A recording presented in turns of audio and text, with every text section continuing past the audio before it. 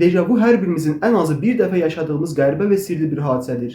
Sanki biz hadisələri daha öncədən yaşamışıq, amma harda, necə və nə şəkildə yaşamışıq bunu bilmirik. Sanki beynimiz bizə bir oyun oynayır, yoxsa bu bir həqiqətdirmi? Gəlin bu videoda dejavunun nə olduğunu aydınlaşdıraq. Dejavu fransız sözü olub, artıq görülmüş mənasını verir. İnsan bu hissi yaşayanda sanki həmin anı, hadisəni və ya məkanı daha əvvəl görmüş, yaşamış və ya təcrübə etmiş kimi hiss edir. Ancaq gerçəkdə belə bir şeyin baş vermədiyini sübut edə bilmir. Bu fenomen əsrlər boyu alimlər, psixoloqlar və filozoflar tərəfindən araşdırılmışdır.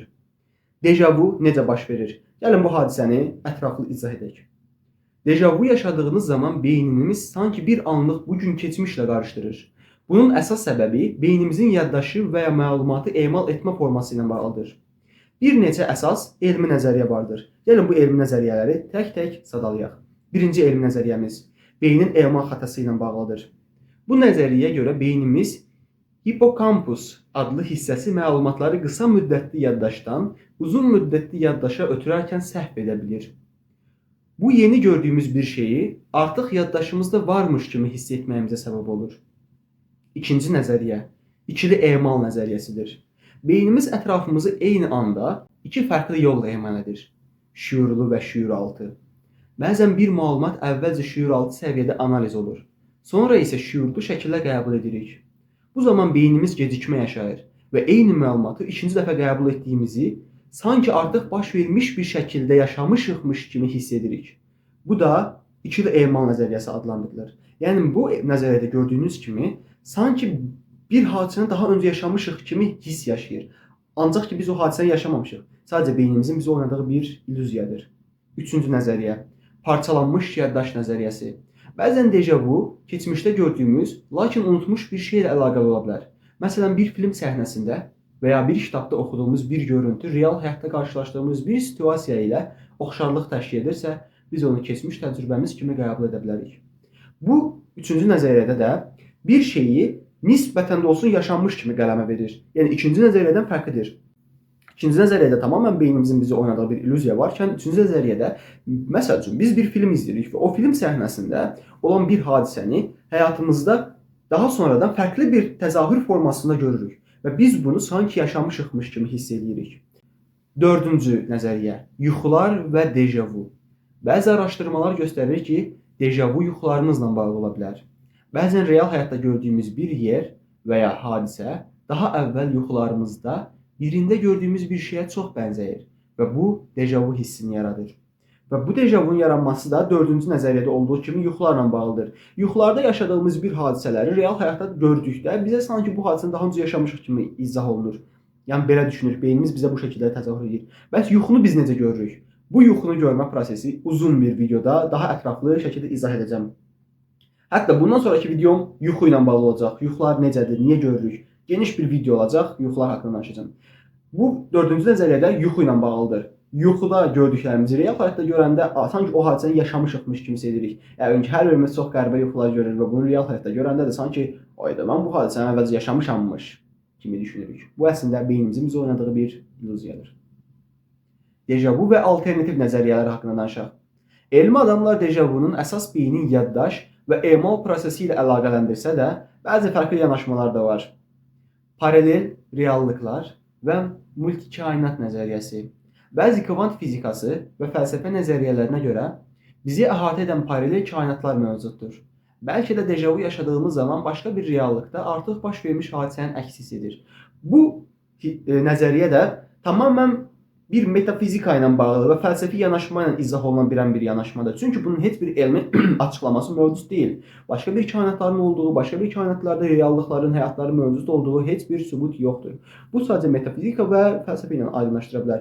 Bunu da başqa bir videolarda danışarıq. Çünki bu tamam fərqli mövzudur. İkinci nəzəriyyəmizə keçək.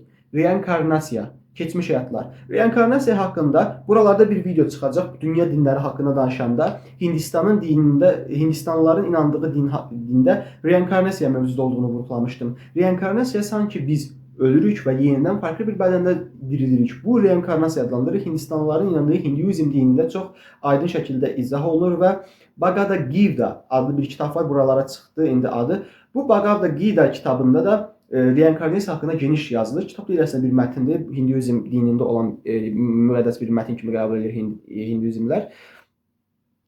Nəysə, bu mövzumuz deyil. İkinci nəzəriyyəmizi ətraflı danışaq. Reinkarnasiya, keçmiş həyatlar. Bəzən mistik inanclara görə dejavu və əvvəlki həyatlarımızdan gələn xatirələrin qalıqları ola bilər. Əgər bir insan əvvəlki həyatında bir şəhərdə yaşamışsa, həmin şəhərə yenidən gəldiyində bu hiss ona tanış gələ bilər. Üçüncü nəzəriyyəmizdən danışaq. Beynin vaxtla olan ilişkisi. Bəzi alimlər beynimizin zamanı qeyri-xətti şəkildə qavradığını irəli sürürlər. Yəni, bəzən keçmiş və gələcək bir nöqtədə birləşə bilir.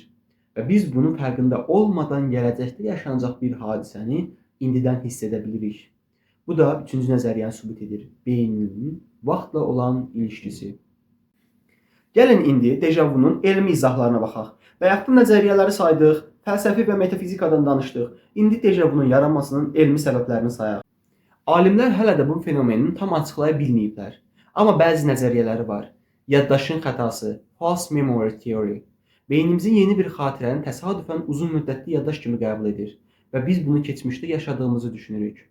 Sanki beynimiz save düyməsini səhvən basır. Beynin gecikməsi, dual processing theory.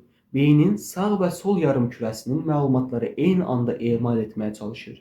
Ancaq biri digərindən bir neçə millisaniyə gecikdiyi üçün biz bu anı sanki əvvəl yaşamışıqmı kimi hiss edirik.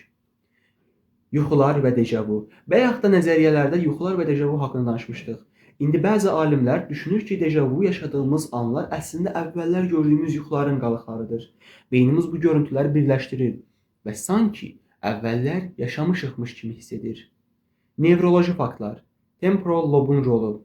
Beynimizin temporal lob adlanan hissəsi yaddaşı və tanınma funksiyalarına cavabdehdir.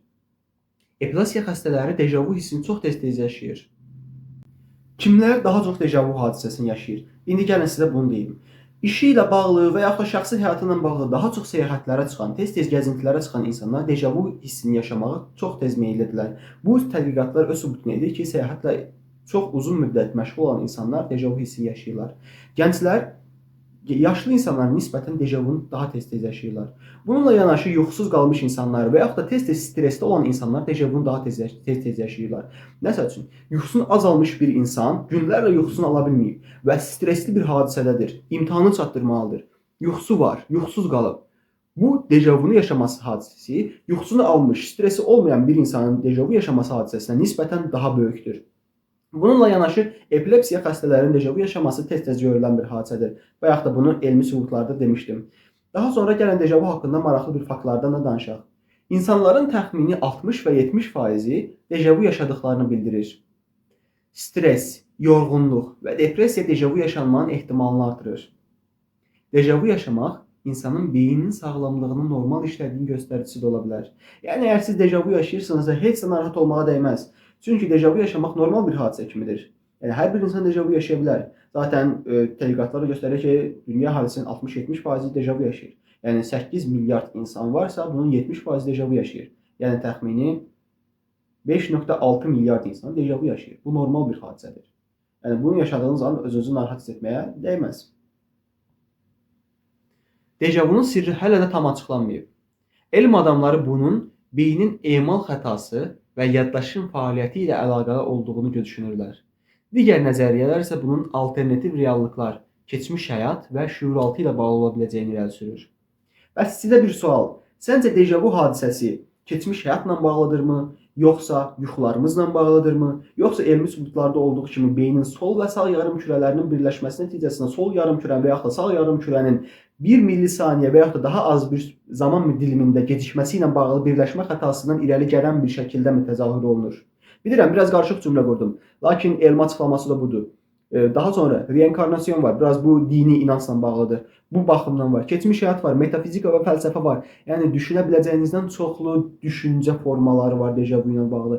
Hər kəs fərqli bir düşüncədədir. Biri reinkarnasyon deyir, biri yuxularla bağlı deyir, biri keçmişlə bağlı deyir. Elmi açıqlamalar beynin sol və sağ yarımkürələri deyir. Daha sonra nevroloji hadisələrlə bağlı olduğunu deyir, epilepsiya ilə bağlı olduğunu deyir. Yəni, çoxlu formalar var. Amma bu çoxlu formalının olduğu sadəcə birinin doğru olduğu mənasına gəlmir. Çoxlu formalının olduğu hər birinin fərqli insanların fərqli yaşadığı mənasına gəlir. Mən yuxularda yaşamış ola bilərəm. Biri epilepsiya xəstəsi olduğu üçün yaşamış ola bilər.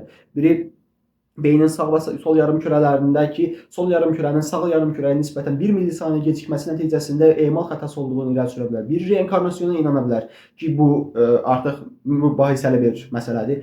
Biri metafizika ilə açıqlaya bilər, fərqli kainatların olduğunu və burada yaşadığını, daha sonra bura gəldiyini iddia edə bilər. Fərqli yanaşmalar mövcuddur. Və siz öz fikrinizi yazın. Siz heç dejavu olmusunuzmu? Dejavu hissi yaşamısınızmı? Necə olub bu hadisə? İlk dejavunuz necə olmuşdu? Məsələn, mən ilk dejavum necə olmuşdu? Heç xatırlamıram, amma mütləq ki olmuşam. Hətta bir iki dəfə demişəm, ay, dejavu oldum sanki. Amma necə olub xatırlamıram, amma olmuşam, böyük ehtimal olmuşam. Xatırlamıram, amma bu söz dediyimi xatırlayıram. Ona görə necə olub tam xatırlamıram, amma siz xatırlayırsınızsa şərhə yazın və yaxud da dejavu haqqında bildiyiniz fərqli əlavə bilgilər varsa şərhdə bölüşün. Biz də videonu izləyənlər də yararlansın. Özünüzə yaxşı baxın, sevgi ilə qalın. Bir sonraki videoda görüşərik. Qəlbinizdən sevgi eksik eləməyin.